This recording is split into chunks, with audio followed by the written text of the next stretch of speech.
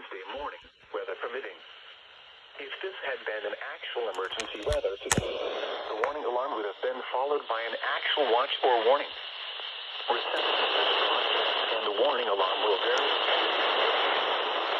This variability, normally more noticeable at greater distances from the transmitter.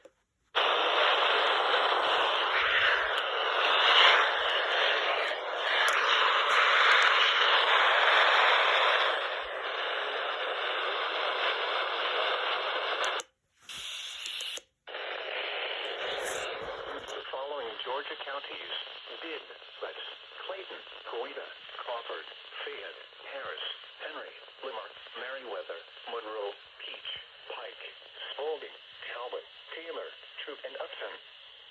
This concludes the weekly test of the warning alarm system. We now return to our normal weather broadcasting.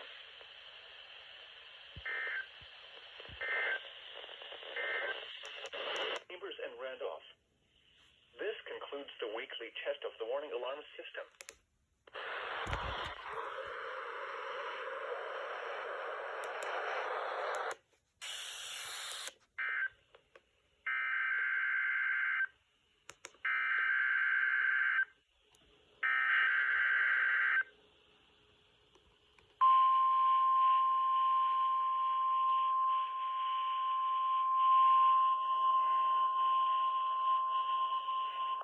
The preceding was a test of the National Weather Service Emergency Warning System for Lagrange, KXI76.